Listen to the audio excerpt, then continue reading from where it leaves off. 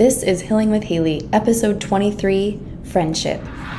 Welcome to the podcast where it's all about healing, self-improvement, our brains, and living your dream life. My name is Haley Kirk, and I'm a life coach, mom, and entrepreneur here to show you how to be the hero of your story. Welcome you guys to the podcast. It's gonna be a good one. So, per usual, I'm watching this adorable Disney movie with my son, and it's called Luca, and it's adorable, and I just bawled my eyes out. So I have to talk about it because there are such beautiful themes in it that I think relate to everything this podcast is all about. And here's kind of the synopsis. So Luca is a cute little sea monster teenage boy. I love coming of age stories, by the way. And he is forbidden, kind of like Ariel, to go up to see the humans and be with the humans because there's this fear that they will kill them. And so Luca finds out, as he's doing his chores, that he really wants to go up. And then he meets Alberto, his fun friend, who is totally fine, like going from land to sea. And so then they come up with this journey, the hero's journey of finding a Vespa so that they can travel the world together. Because Luca keeps disobeying his parents and going up to the humans, he is reprimanded, and his parents tell him that he has to go live with his uncle, who's hilarious, down in the deep sea to protect him. And so that really made him want to rebel and run away with Alberto.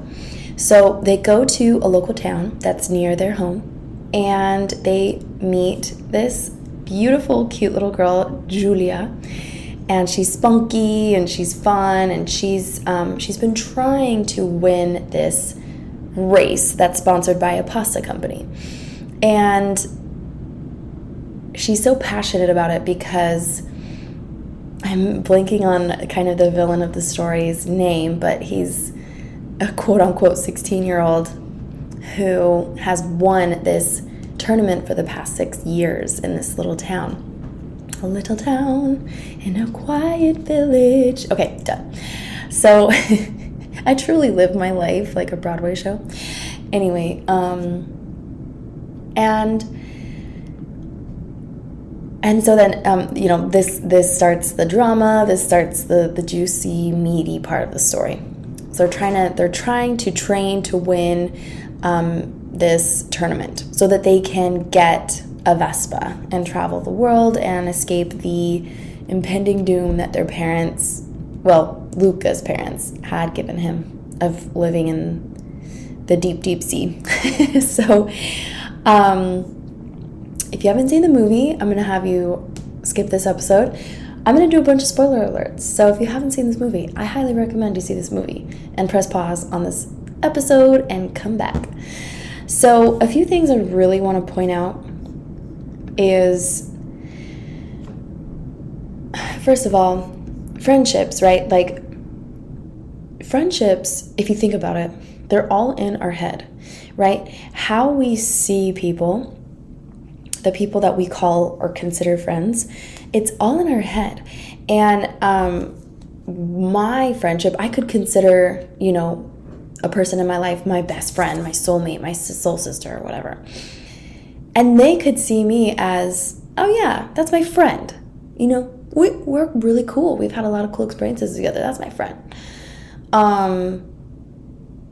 And so it could be a totally different depth, perception, perspective, value than another person is taking it. So it's so interesting, right? Like, the relationships we have with people outside of us, right, are subjective and in our minds, really. And so I think as I've gotten older and learned more about mind, thought work, and, art of presence, Byron Katie's The Work, just all these tools that are available to us, learning more about ego and the mind and how it works, it is so important to keep expectations very low and love really high. And something I love that Tony Robbins said is, if you have known someone for a very long time and they've stood the test of time and they're very trusted, then if you hear someone, come to you and say, hey, your friend said this about you, like, and it kind of shocks you. You're like, how could they? You can easily say, oh, that must be an error. You must have heard that wrong, or you must have not understood what they were saying. And I love that automatic response so much. Let's say it's even true, whatever they're saying. But that automatic response of giving, someone close to you who's stood the test of time with you time and time again, I love the automatic response because it's just so loving. And I think that the mind would operate so much better in that headspace than the headspace of believing what someone has said. And someone probably not as close to you as your friend. And not to say that friends won't hurt you and won't make mistakes, right? That will happen. And inevitably it will. But we don't have to prepare for when it does. And that part, I don't think it's necessary. I was having this discussion the other day with one of my friends, and it's kind of like, I guess, a Stoic philosophy to prepare yourself for what could happen potentially in the future. And I don't think that's necessary at all. I think that's unnecessary suffering. And I really like to differentiate the difference between pain and suffering. Pain is, you can't choose it. It happens. It's unavoidable. And then suffering is optional, right? So there's physical pain, there's, emotional pain, but, the pain of a loved one passing, that's pain. That's emotional pain. But then there's like the suffering. They shouldn't have died. But they did, and now that's arguing with reality, and that's going to cause a lot of mental illness, really, because we're arguing with what is.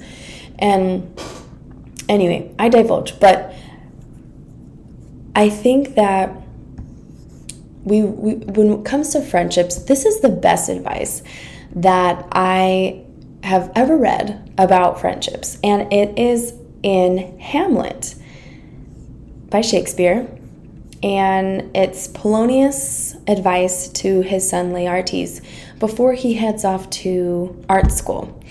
And it's lines 62 to 65, and it says, "Those friends thou hast, and their adoption tried, grapple them to thy soul with hoops of steel. But do not dull thy palm with entertainment of each new hatched, unfledged comrade." Let's piece that together, yeah? The friends that you have and their adoption tried. I think that word is so interesting because when you adopt something, it's something new, right? It's something that wasn't initially maybe yours or that was with you for some time, but now it wasn't with you for some time and now it's going to be with you. Grapple them to thy soul. So it's not even he goes straight to soul, right? Not like your life. It's just like, no, your soul. And to grapple is to engage in close fight or struggle without weapons, to wrestle, to seize or to hold. That makes more sense in this context. It's the archaic version of grapple is to seize or hold. I love that. It's such a beautiful word, to grapple. So, grappling. Let me go back. Where am I? Okay. Grapple them to thy soul with hoops of steel. And steel is one of the strongest metals, yeah? So it's like, make it permanent, is what he's saying. But do not dull thy palm with entertainment of each new hatched. unfledged comrade. Jeez, this is amazing. So don't give them entertainment, right? Your time, entertainment of each new hatch. So, and it's interesting how he says it, right? Like a new hatchling. And it's exciting, right? It's kind of like a birth. That's such vivid imagery that he's using. Hatched. That's when I think of hatched, I'm like, oh, like a new chick, like a baby chick. And that's amazing. Like, yes, they're exciting and fun and it's entertaining to meet new people, but don't just go trusting them like you would what he's talking about from the ladder, right? Okay, so unfledged, inexperienced, youthful. And it's in the context of a bird. That's so interesting. Not yet fledged. So fledged, of a young bird having wing feathers that are not large enough. Oh, that are large enough for flight. Oh, that's so interesting. Of a young bird having wing feathers that are large enough for flight. Oh, that's so cool. Yeah, so it's premature is how he's saying it, as like a bird. That's so, oh man, this is taken out on another level. So anyway, when it comes to friends and their adoption tried, grapple them to thy soul with hoops of steel. Amazing. So such good advice. And honestly, that's where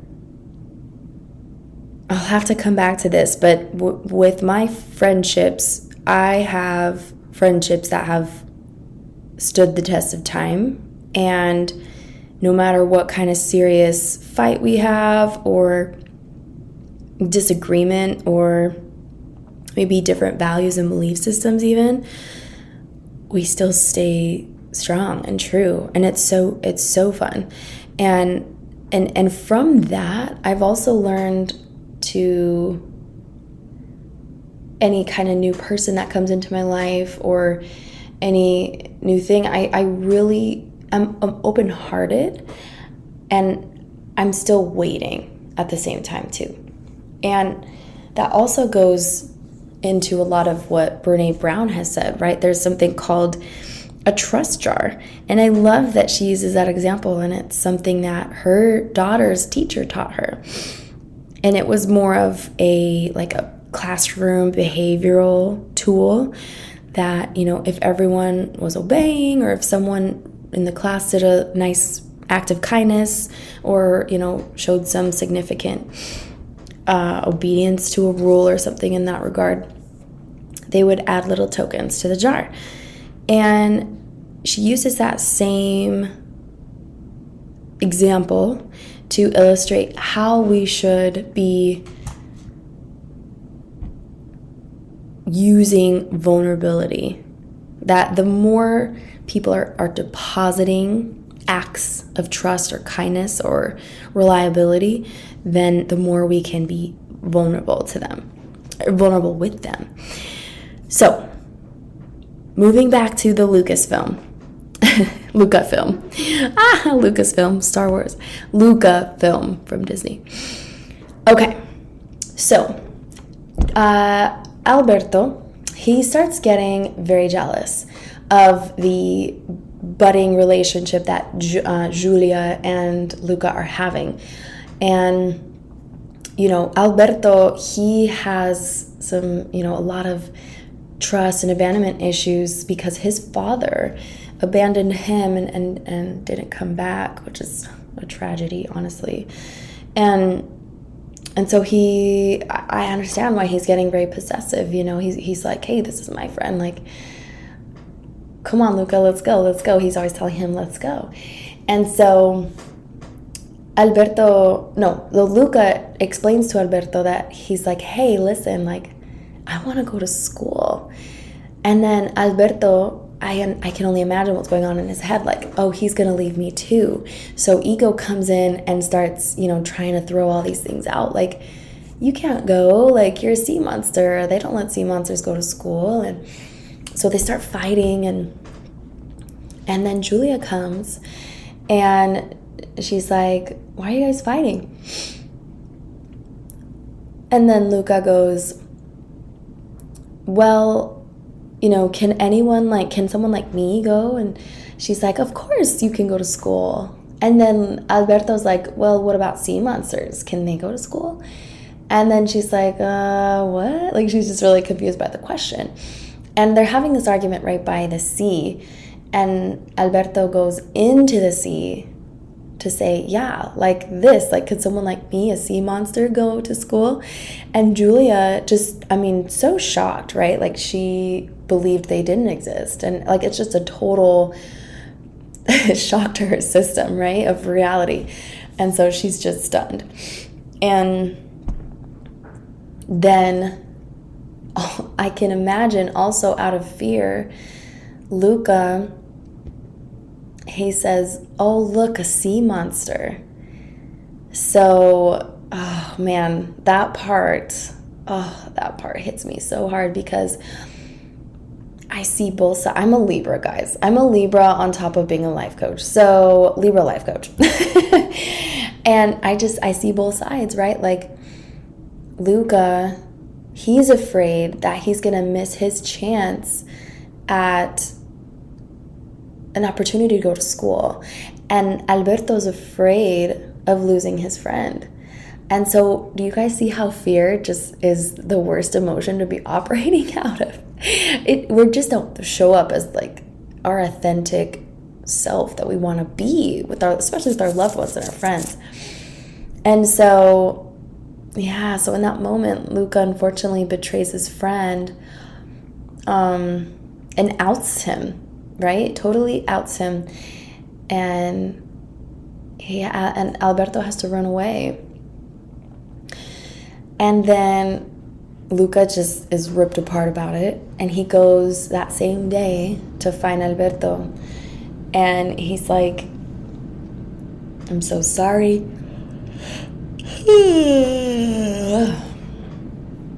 And he tries to make repairs and amends verbally.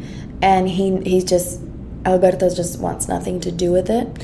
And so Luca, to step it up, he's like, you know what? I'm going to win the race. I'm going to win the race. I'll be back tomorrow with the trophy. And so I think that was such a pivotal moment of character development and friendship development, because any time in our relationships where there's damage or hurt, and I'm not sure where I learned this, but there's levels of forgiveness. So there's this I'm sorry I hurt you, this kind of verbal communication of, hey, like, I see how this hurt you, I'm so sorry, I don't want to do this ever again. Those kinds of sentences expressed. And then the other act of forgiveness is reparation. And this goes even into like parenting too. Like, if you ever yell at your kids, raising my hand, common, right? The best thing to do always, because kids are very resilient, although it's traumatic for them to be yelled at, when there's an attempt at reparation, that's what does the healing of the trauma. Going back to the story, so when Alberto, he's very surprised by what Luca has proposed, and I think that just was an affirmation to him, to Alberto, from Luca, that he's not abandoning him, he cares deeply for him, and he's gonna do this thing on behalf of Alberto. Like, just all the affirmation he could have asked for. And so during the race the next day, Luca, it's so cute. So there's 3 parts to the race. There's the swimming, then there's the eating the pasta, then there's the biking. And the swimming part, he swims with one of those old school deep sea diving heavy ass suits and goes deep down into the ocean and comes back out. Oh man. Anyway, so then he eats the pasta, and then he's actually in the lead. But then it starts to rain, and so Luca's stopped. But then Alberto comes and he screams, "Luca!" And he has this big umbrella. And then Luca just has this twinkle in his eye, like, oh my gosh, like, he came, it was just this moment of connection and reparation and love and friendship and bonding. And it was just such a touching moment.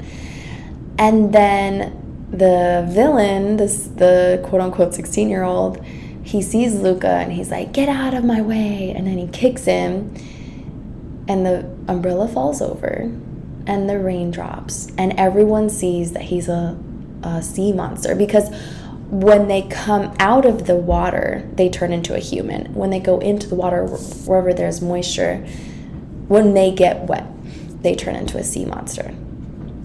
And so everyone saw. And then the villain was like, "Give me my harpoon, like, I see the sea monster." And then Luca, in that moment, he was like, "No." And then Alberto said, "No, Luca, you stay. You're safe." As if he was going to sacrifice himself. And like, total surrender, was like, whatever happens to me happens. Like, I want Luca to win this thing. Just absolute surrender and love for Luca. And I was just blown away by this little boy. And so the evil villain, quote unquote evil, he gets a net and he shoots the net over Alberto's body, and Luca just gets this rage and he says, "No." And so he bikes into the rain, and it's this slow motion, time slows down, and his whole body turns into this beautiful sea monster. And I love that, because in literature, right, when there's any kind of, and rain is always perfectly planned. Rain or water, any kind of weather like that is a baptism or a rebirth. And I think that's just so iconic for this movie, because each time there's an ascension for Luca to the human world, he's coming of age. He's getting these new births, these new realities, these new revelations, you could say, about the human world and about himself. And so when he comes out of that, out of the rain, he was hiding under like a little patio or a porch, and he turned from human to sea monster once he came into the rain to save his friend. And it was just so good. It was like, no, like, I refuse to go back to the Luca that had betrayed him. Like, I will never let that happen. It was so absolute. And for me, that was like, wow, like, he really repented, quote unquote. I know that's a religious term, but in reality, repented kind of means this like change of heart, right? And I love it. It's just this yummy, cataclysmic moment where it's a change of heart, change of character, transformation, rebirth, like all in this one yummy moment. And so they decide to go and win this race together. They're on the downhill, ready to go, and the evil villain's chasing them, and it's high stakes, and then they win. They end up winning, but then everyone is shocked in the town because they're all at the finish line, and they all got their harpoons, their nets, and they're ready to get the sea monsters. And so while they were training a little bit of backstory. While they were training for this race, Julia let them stay at her father's house. And her father's a fisherman, but also very fearful, I would say, and kind of obsessed about the sea monsters. He talks about it a lot. He mentions it a lot. And he grabs Alberto's hand and he says, I know who they are. They are Luca and Alberto, and they're the winners of this race. And I thought that was such a beautiful moment, because what he was really saying is, although we don't know much about sea monsters, we accept them. We embrace them. And that was a cool moment. And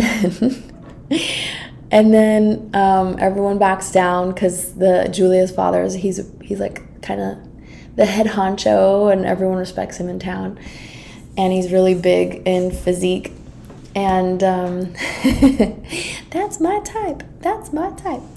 Anyway, so towards the end of the movie, they're sending Julia off to school, and they're at the train station. Also a very literary moment, like the next chapter, the next adventure. And they're sending Julia off, and Luca and Alberto are talking. And Alberto says, listen, like, I got you a ticket to go to school with Julia. And he's like, what? Because he sold something something very valuable to him, so that he could get a ticket. And then his parents come in and they're like, listen, if you write us every day and you promise to be extra safe, then, we'll let you stay with Julia's mom. And then the dad said, yeah, it's already been arranged. Alberto did all the convincing to make it happen. And so then Alberto says to Luca says to Alberto, like, you're coming with me, right? And then Alberto says, well, Julia's dad, Massimo, he asked me to come help him, and I want to help him. I think that Massimo has become this father figure for Alberto, and that's what he's been missing for so long. And so, of course, he wouldn't want to not take on that opportunity. But I think what Alberto did for Luca is such also a baptism or a rebirth, because at first he was afraid to lose his friend, but he knew there's no way he would lose his friend, because it's not about the physical closeness you have to your friend. And this is what was so beautiful, was Alberto would tell Luca, "Silenzio, Bruno." He's like, what are you saying? He's like, you got to tell that to yourself when you hear that voice of doubt in your head. He didn't say it like that, but that's what I'm summarizing. And I thought that was so beautiful. And he said, anytime you think of me, anytime, that voice in your head comes and you say, "Silenzio, Bruno," there I am. I'm never not with you. Oh, and I thought that was so wise for such a little boy to say. And true love. And true love is letting the people you love do what they want to do. Even if it's not what you want. Oh man, I'm getting choked up. And that is love. And Because ego, right? Ego wants what it wants all day long. And we want people to be these people we think they should be in our heads, right? But the real person isn't the person that's in our head. You know, my son isn't mine, really. He's his own person.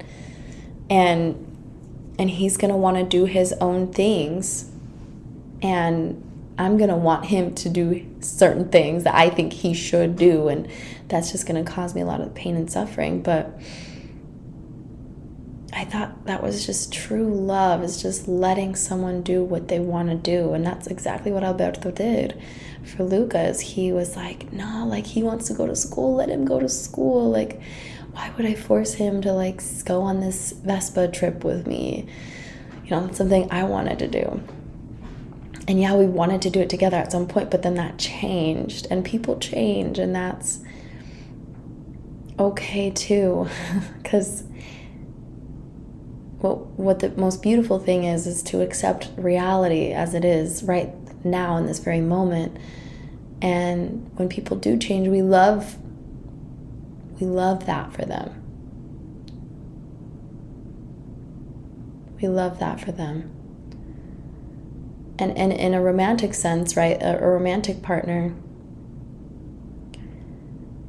if they say, you know, I want something different, or I'm leaving, we say, I love you, let me help you pack. That is truth, right? That's our true authentic self. Because if we accept and love, that's our loving self, I should say. The ego in us will be in fear, and we'll just be terrified. Wait, you're leaving? No, you can't, because where will that leave me, right? It's all me, me, me, me. And man, that movie just, it touches me so much, because it's such a beautiful illustration of true friendship, true love. And boy, it was just so touching. And I love how real it was, because we do make kind of egregious acts towards our friends and our loved ones, right? And it was such a light but realistic example of how one might hurt a friend or betray a friend. And so I relate with this so well, because my two best friends in Utah, they're amazing. I love them. They know who they are.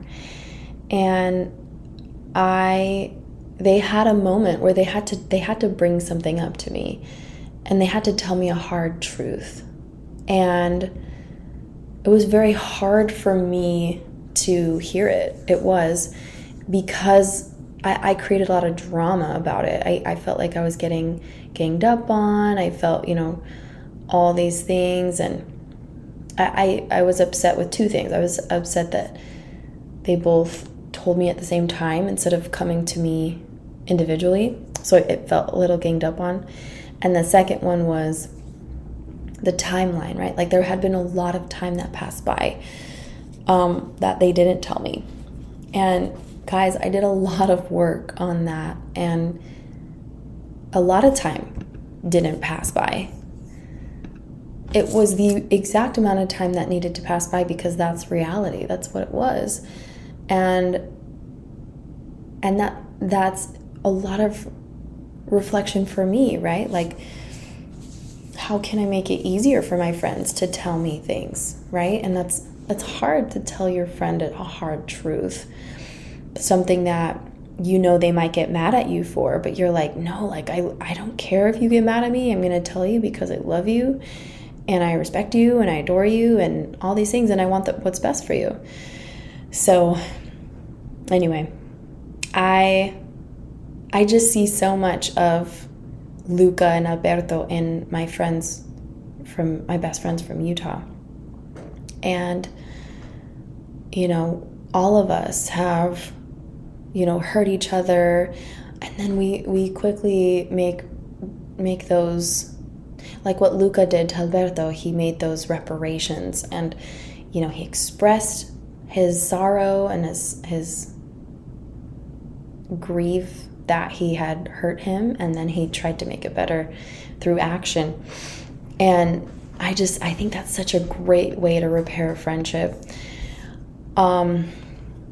So I do want to end this podcast on that note, that friendships are in your mind, and they are honestly the most beautiful thing you can have.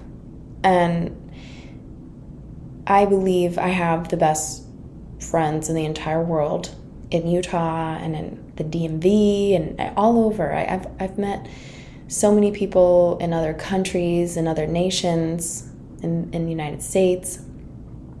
I've met such lovely, beautiful humans. And, doing more of, this mind thought work, questioning my mind, I continue to see how many friends I do have and how much less and less and less enemies I have.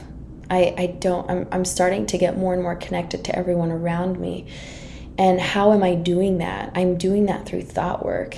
And, a silly example, the other day, there was this girl at the gym, and she was stretching and had her tripod set up, and she was right by the mats.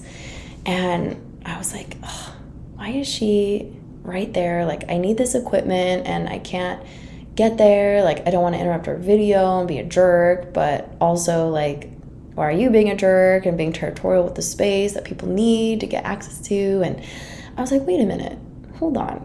You're creating a lot of drama over this. Like, she's just doing her thing. I don't think she intentionally, was trying to be territorial. I think she just found a good spot right by the window that had good lighting, and she'll be done quick, but it's not because she was doing it out of malice. I think she just really liked that spot. So it was just that simple. And I found a way, and I enjoyed finding that way to find connection with her and to not be angry or upset or separate from her. I found ways in which I had done the same thing. And people come up to me and they're like, hey, do you mind moving a little bit? Like, I need that space. And I could have said that to her as well. So just so many great opportunities for us to really question our minds. And, anytime one of our friends might have hurt us, however we're interpreting that word, give it a good Judge Your Neighbor worksheet from Byron Katie, or put it into the model. If you guys need help understanding how to do those things, I would love to be your coach and show you exactly how that is done. Right now I have a individual membership, and I also have a group coaching membership. So I'll put all the information that you guys need in the show notes. You guys have a lovely evening, and I will catch you on the next one.